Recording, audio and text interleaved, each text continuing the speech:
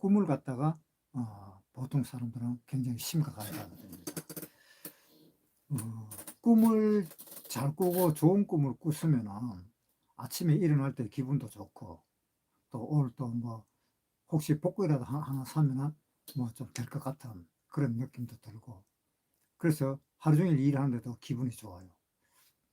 근데 꿈이 나쁘면은 이게 뭐 머리가 찜찜한 게, 야, 이거 오늘 혹시 무슨 사건이라든가 뭐 그런 것이 또 나타나지 않을까, 그런 생각도 많이 듭니다. 그래서 저도 그 집에서 아침에 일어날 때 좀 이래 기분 안 좋은 거 꾸면은 집사람한테 이야기하기도 합니다. 아, 오늘 막 영 기분 안 좋은 꿈 꿨다고. 그런데 그 꿈을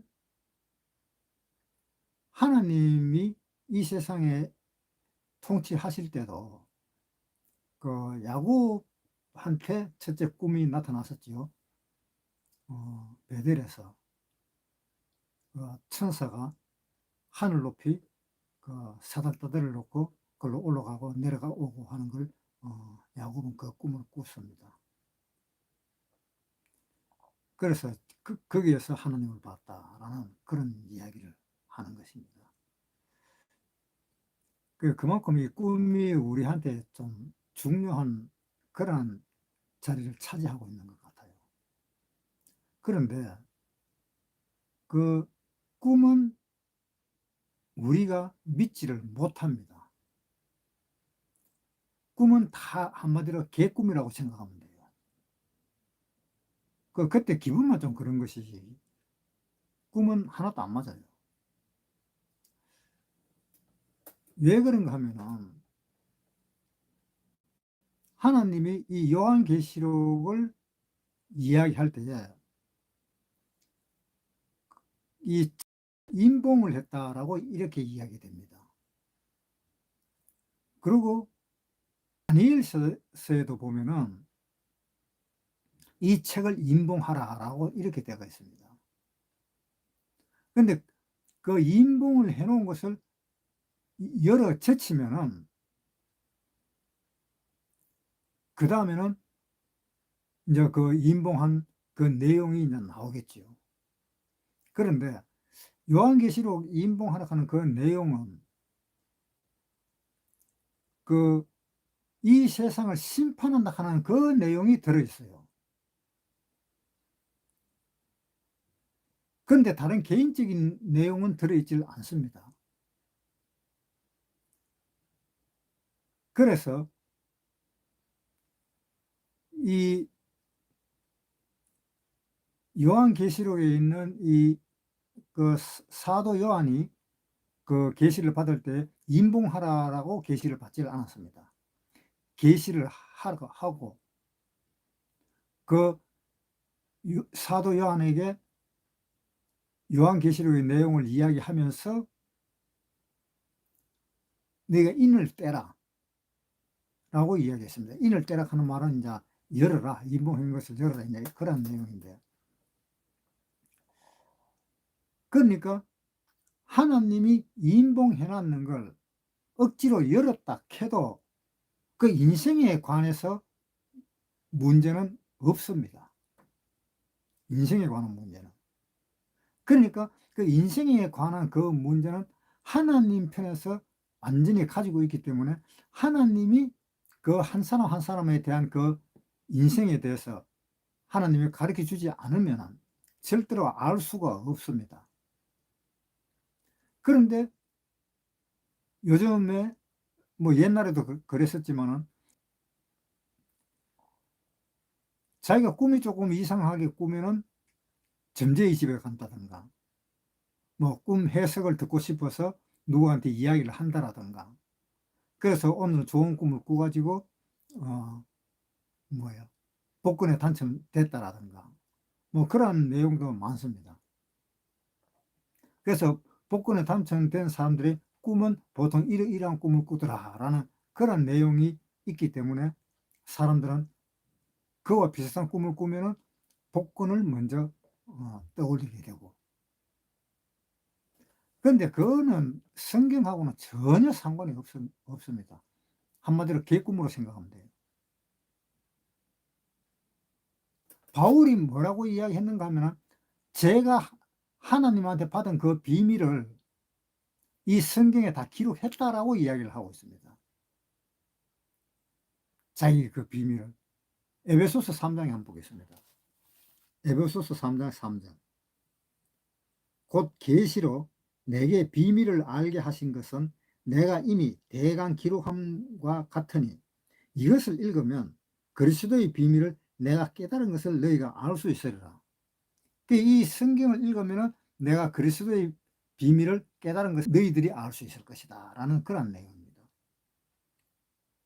5절에 이제 그의 거룩한 사도들과 선지자들에게 성령으로 나타내신 것 같이 다른 세대에서는 사람의 아들들에게는 알게 하지 아니하셨다. 다른 세대. 그러니까 바울이 이거 글을 쓰는 이 세대 말고 사도들이 살아있는 이 세대 말고 다른 세대, 다른 세대에서는 알게 하지 않았다라고 되어 있습니다. 그럼 왜 그러냐? 너희가 이 책을 읽으면, 자 보세요. 4절에 이것을 읽으면 그리스도의 비밀을 내가 깨달은 것을 너희가 알 수 있다. 그러니까 이것을 읽으면은 너희가 앞으로의 그 일에 대해서는 알 수 있는 건데, 이 알 수 있는 것을 이 성경에 기록을 해 놨으니까 성경을 보고 깨닫도록 하라. 그러한 내용입니다. 그러니까 성경 이외에는 깨달을 길이 없어요. 요한복음에 한번 보겠습니다. 요한복음 5장 39절.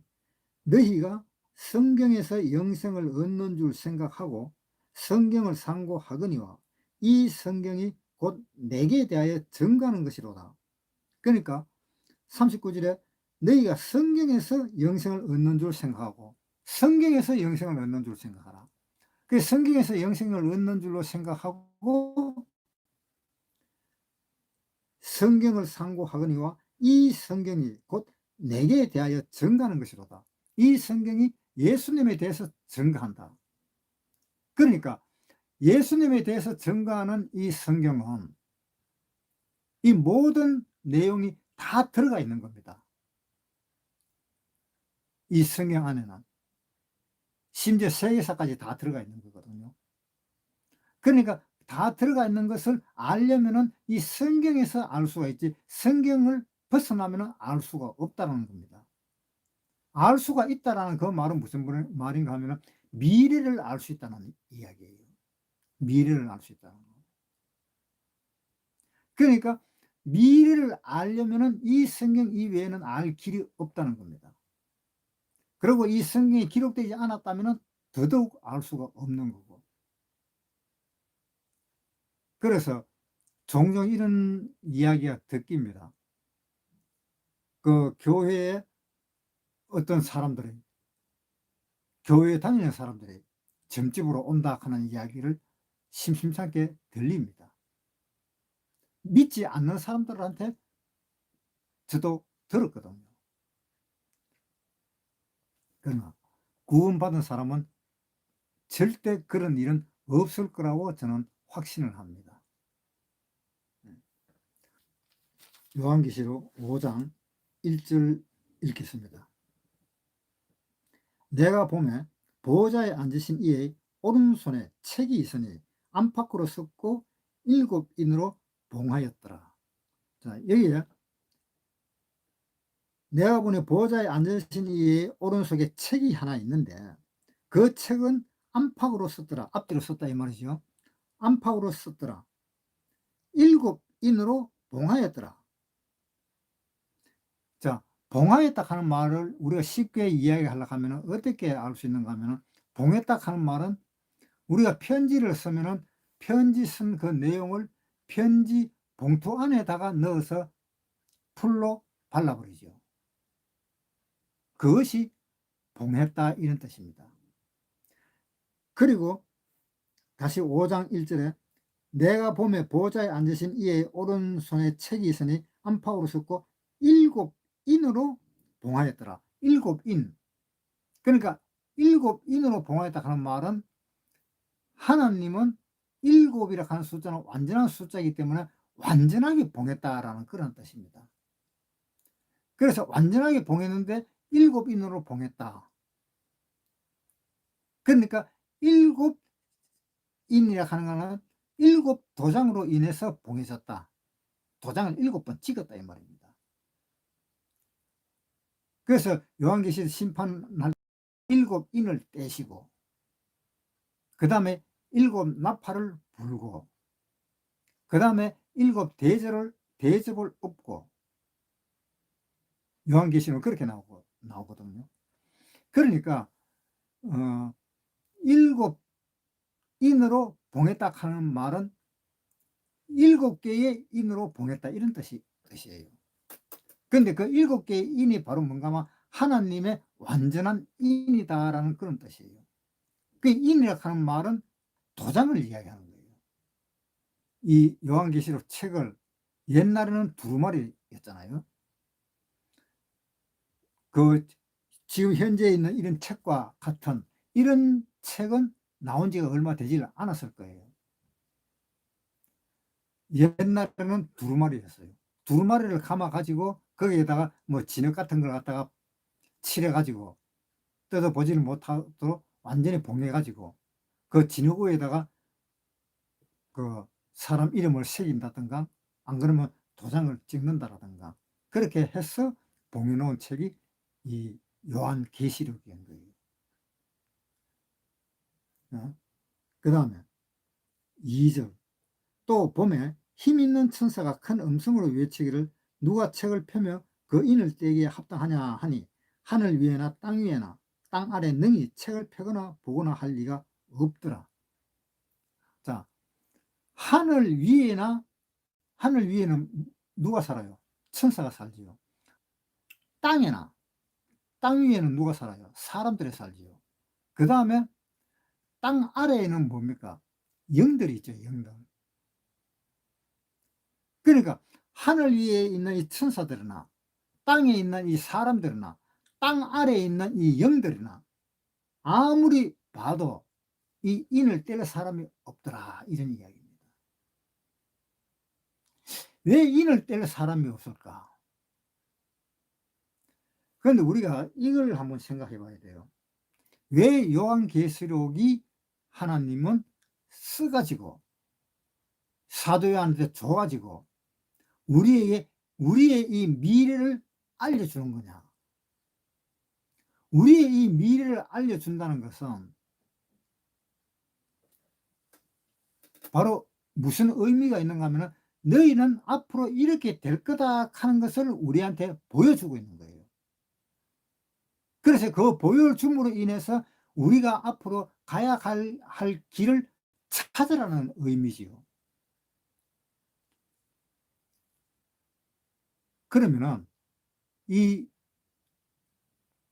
요한계시록을 섞고 봉해 놓고 그것을 인자 인을 띄고 그다음에 심판을 여기에 적혀 있는 대로 심판을 하고 그다음에 천년왕국으로 들어가게 되는 그 내용이 이 성경에 기록되어 있다는 겁니다.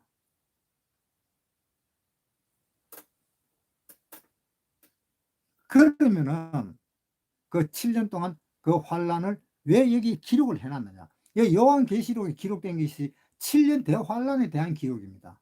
심판에 대한 거는.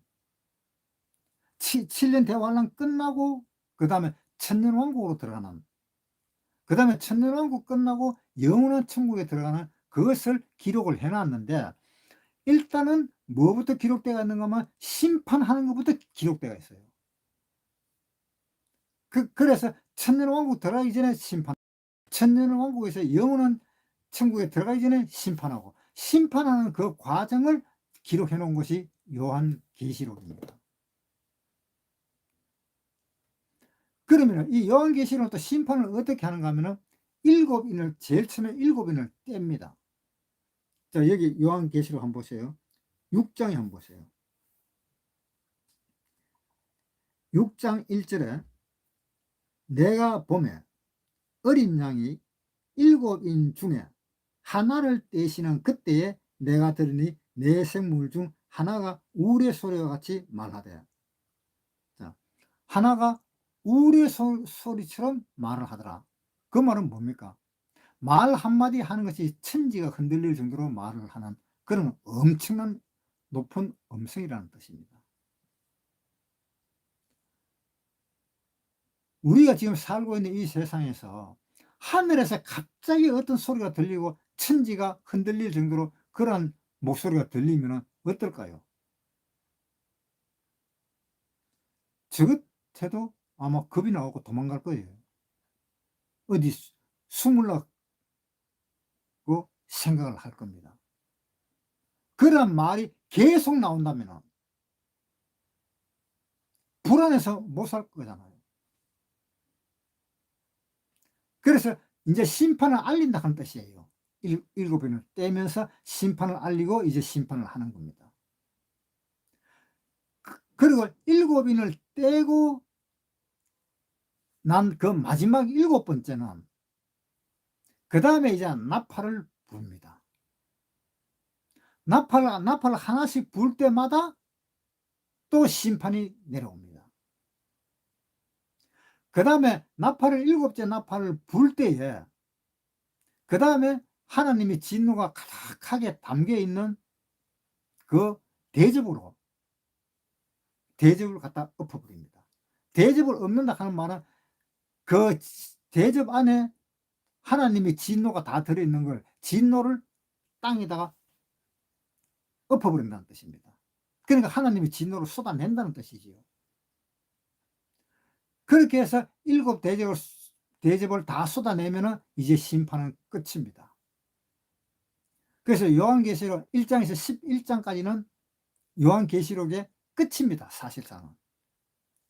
사실상은 끝인데 12장부터 19장까지는 뭔가 하면 그 요한계시록 1장에서 11장까지의 그 심판에 대한 보조적으로 이야기해 놓은 것이. 그런데 그 한번 보세요. 7인을 뗄 때에 심판이 있지요. 그 다음에 7나팔을 불 때에 심판이 있지요. 그 다음에 7대접을 엎을 때에 심판이 있지요. 그러면 한 인에 7인씩 있잖아요. 한 나팔에 7나팔이 있고 한 대접에 7대접이 있고 그러면 3, 7이 21, 약 20개의 심판이 있다는 겁니다. 이 심판이. 그래서 한 20개 정도의 심판이 있는데 이 20개를 다 견뎌내고 살 사람이 얼마나 될까라는 이야기입니다. 그러니까 옛날에 애굽에서 이스라엘 사람들이 애굽에서 탈출해가 나올 때에 그 애굽에다가 심판을 10번을 내렸습니다. 10장을 내렸잖아요. 10번을 내렸는데 그 10병을 내릴 때 마지막 심판 마다들을 죽이는 그 심판을 이 바로 왕은 견디지를 못해서 이스라엘 사람을 풀어줍니다. 그걸 견디지를 못해서 10장 때에 풀어주고 그것도 또 풀어주고 난 뒤에 가만히 생각하니까 또 억울한 것 같고 그래서 뒤쫓아가서 이스라엘 사람을 잡으려고 그러니까 결국은 홍해바다를 건너는 과정에서 다 죽어버립니다. 그러니까 그 끈질긴 그 바로 왕도 10재앙에서 끝이 났습니다. 그런데 요한계시록은 재앙이 몇 개예요? 21개예요. 그 심판을 견딜 사람이 있겠느냐 이 말입니다. 그 심판을 견디려면 굴을 파가지고 굴 속에 들어가가지고 뭐 몰래 나와갖고 농사를 짓든가 뭐 그런 식으로 하면은 뭐 또 살 수 있을지도 모르겠습니다. 그런데 그런 식으로 해도 또 불안한 게 폭탄이 터져도 그게 떨어지지 말아 하는 법은 없잖아요. 언제 어디서 어느 때 떨어질지도 모르니까.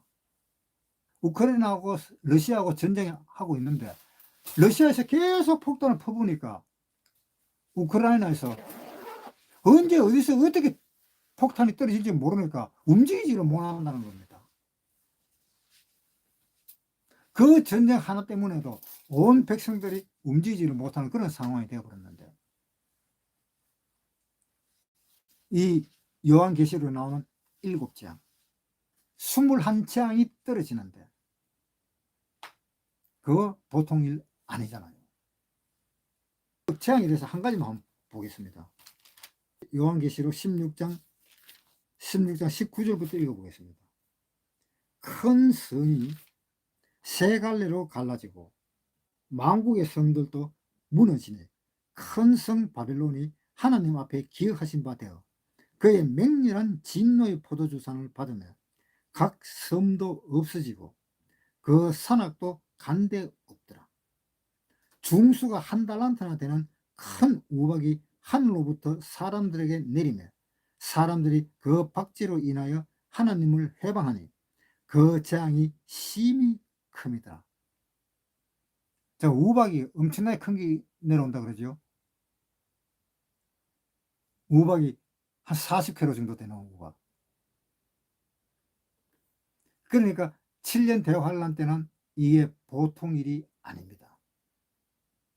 그 심판을 견뎌낼 사람이 아마 없을 겁니다. 요한계시록 5장 1절부터 읽겠습니다. 내가 보매 보좌에 앉으신 이의 오른손에 책이 있으니 안팎으로 썩고 7인으로 봉하였더라. 그 책을 이제 하나님이 써가지고 그 책을 다 봉했습니다. 그런데 이 책을 떼야 될 사람이 있어요. 하나님이 제일 처음에 천지 창조를 하셨을 때에 아담과 하와를 만들어 놓고 아담과 하와에게 이야기를 했습니다. 너는 이 땅을 지키라고. 창세기 한번 보겠습니다. 창세기 2장 15절 보겠습니다. 여호와 하나님이 그 사람을 이끌어 에덴 동산에 두사 그것을 다스리며 지키게 하시고 여호와 하나님이 그 사람에게 명하여 가라사대 동산 각종 나무의 실과는 네가 이물어 먹되 선악을 알게 하는 나무의 실과는 먹지 말라. 내가 먹는 날에는 정령 죽으리라 하시니라. 자, 이 에덴 동산을 하나님이 창세를 해가지고 아담과 하와를 에덴 동산에 놓고 하나님이 아담에게 이야기를 했습니다. 그 당시에, 요 당시에는 하와가 아직 창조가 안 됐기 때문에 아담한테 이야기했습니다. 너는 이 땅을 지켜라. 그리고 선악과는 먹지 마라. 저 한번 생각해 보세요. 아담 혼자, 하와도 이때는 없었습니다. 아담 혼자 산 때에 하나님이 아담 보고 하는 말이 니는 이 땅을 지켜라 이렇게 했어요. 그게 무슨 말입니까? 아니, 누가 빼들어가는 사람이 있다라든가 누가 전쟁을 해야 될 사람이라도 있다라든가 그러면은 내가 꼭 지켜야 된다라는 그 의무감을 가지고 지킬 수도 있지만 아무도 없잖아요. 아무도 없는데 뭘 지키라 말이에요. 다 내 건데. 내가 혼자 차지하고 있는 건데. 그래서 하나님이 아담에게 지키라 하는 말은 너와 같은 사람을 지키라는 것이 아니고 이 나쁜 천사, 하나님의 말을 안 듣는 천사가 니한테 와서 이 땅을 뺏어갈 거다. 그러니까 지켜라 이런 이야기입니다. 그때의 이 아담은 천사가 있는지 없는지도 알았는지 몰랐는지 그것도 저는 모르겠어요. 아마 몰랐을지도 모르겠지요. 그런데 어느 날 하루는 보니까는 뱀이 나타났습니다. 뱀이 나타나 가지고 선악과를 먹으라고 그렇게 이야기를 하는 겁니다. 그 당시에는 뱀이 말도 할 수 있었다 하는 계산이 나오는 거예요. 그 당시에는 뱀도 말을 할 수 있었다. 뱀이 지금은 뱀이 땅으로 기어다니지만 그 당시에는 뱀이 걸어서라도 갈 수 있었을 겁니다. 꼿꼿이 서서 갈 수도 있었을 거예요. 그래야만이 하와하고 이야기가 통하잖아요. 한 사람은 기가면서 엎드려가 있고 한 사람은 서가 있을 때 그 둘이가 말이 통하겠어요? 안 통하잖아요. 그러니까 뱀도 사람처럼 똑바로 서서 갈 수도 있었다 하는 계산이 나오는 겁니다. 그래서 둘이 그렇게 서로 대화를 하는 겁니다. 그러니까 그렇게 대화를 하다가 결국은 하와가 선악과를 먹고 자기 신랑인 아담한테 줘버렸습니다. 그래서 아담은 그것을 먹었습니다. 그것을 먹는 그 순간에 이 세상은 마귀한테 뺏겨진 거예요. 그 먹는 순간에. 하나님은 지키라 그랬는데 지키지를 못하고 뺏겨진 거예요. 누가복음에 한번 보세요. 누가복음 4장 4절. 예수께서 대답하시되 기록하기를 사람이 떡으로만 살 것이 아니라 하였느니라. 마귀가 또 예수를 이끌고 올라가서 순식간에 천하만국을 보이며 가로되 이 모든 권세와 그 영광을 내가 내게 주리라. 이것은 내게 넘겨준 것이므로 나의 원하는 자에게 주노라. 뭐라 그랬어요? 네 내한테 절하면 이 세상을 다 네한테 주겠다. 이 마귀가 예수님한테 그렇게 꼬시는 겁니다. 다 주겠다. 그러니까 나한테 절을 한 번만 해라. 왜? 내가 줄 자격이 있다. 왜 내가 줄 자격이 있는가 하면 내가 너가 선조한테 내가 받은 거다.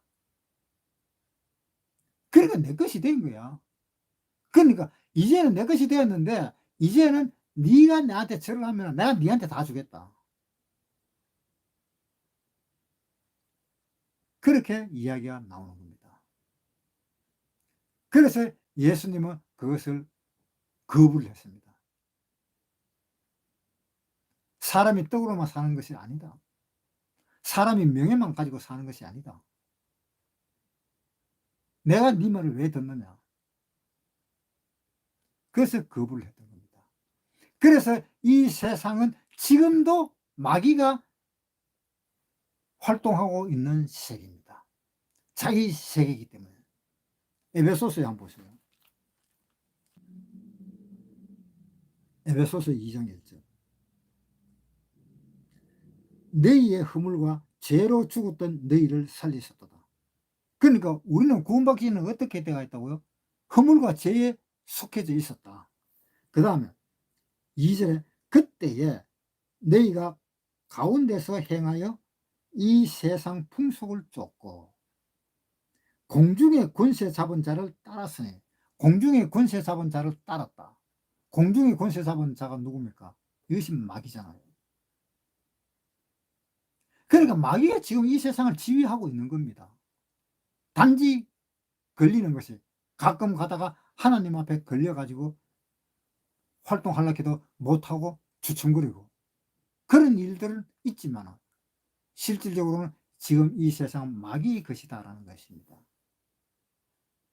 이 마귀의 것을 하나님은 지금 어떻게 하는가 하면 에덴 동산에 선악과를 따먹고 에덴 동산이 금이 가버렸잖아요. 기세가 나버렸잖아요. 그래서 에덴 동산에서 나왔잖아요. 에덴 동산에서 나오고 그 에덴 동산은 지하로 들어가 버렸잖아요. 에스겔 31장 16절.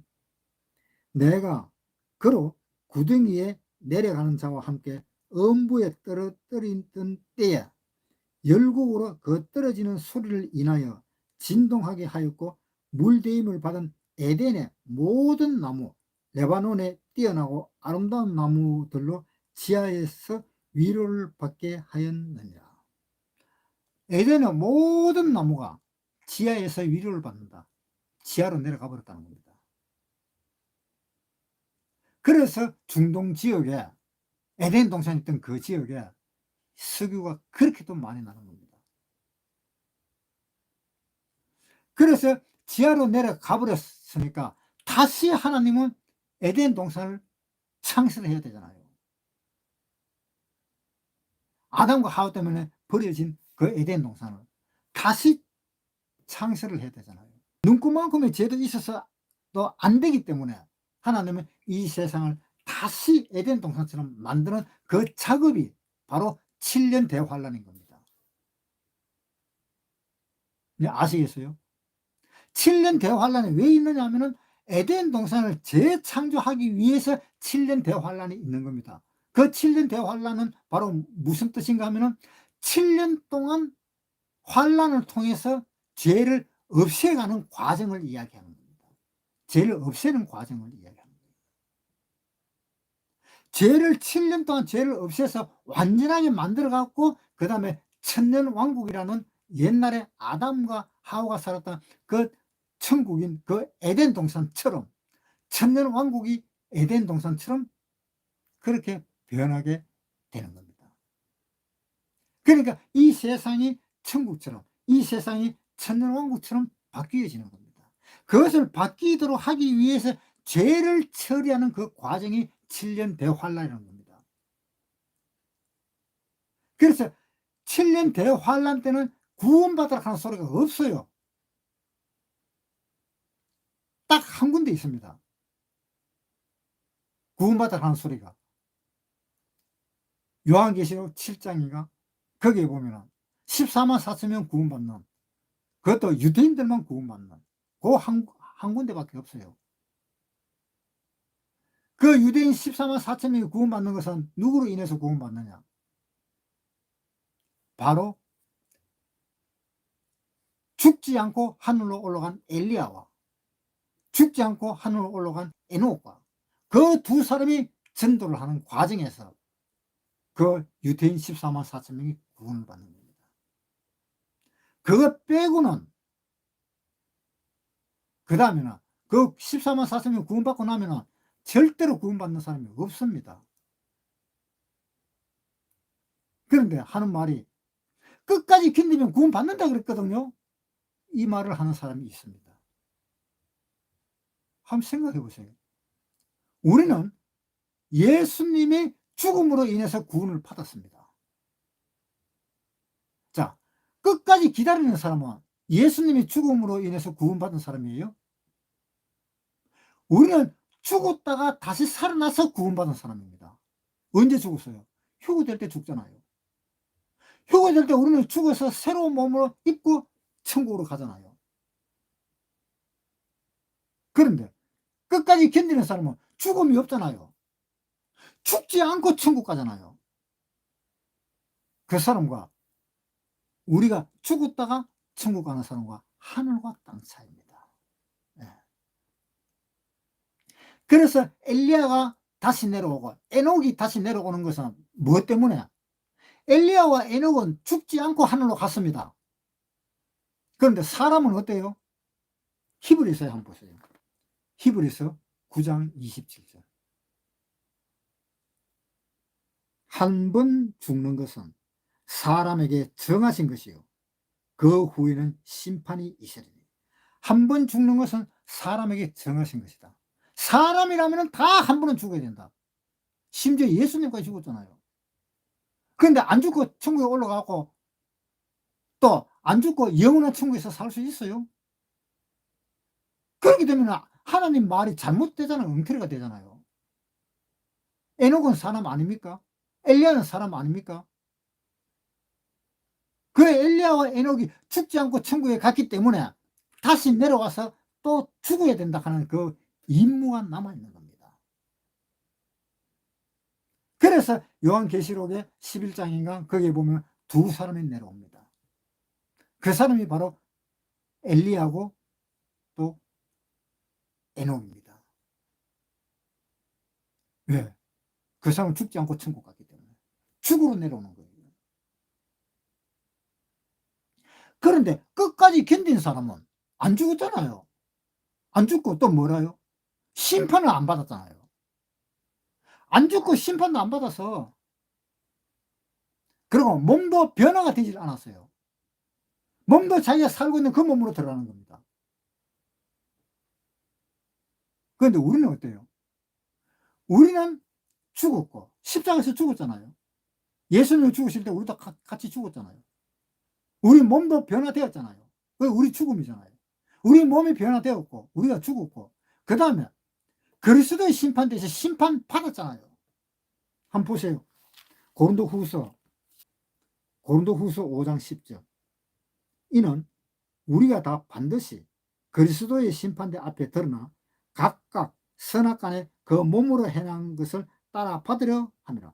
그리스도의 심판대 앞에서 우리는 심판받았잖아요. 휴거되면 심판받습니다. 그래서 자, 육신으로서 한 번 죽었고 휴거될 때 한 번 죽었고, 물론 예수님 몸과 함께 같이 죽은 것도 또 마찬가지지만, 그런데 이 세상에 살아가지고 끝까지 견뎌서 구원받는 사람은 뭡니까? 죽음도 없고 심판도 없고, 그런데 천국 가. 그러면 내가라도 가만히 안 있을 거예요, 하나님한테. 하나님, 왜 저 사람들은 그냥 죽지도 않고 왜 천국으로 가요? 나는 죽고 나는 심판까지도 받고 천국 가는데 이 사람들은 심판도 안 받고 천국 가네요. 그렇게 항의할 겁니다.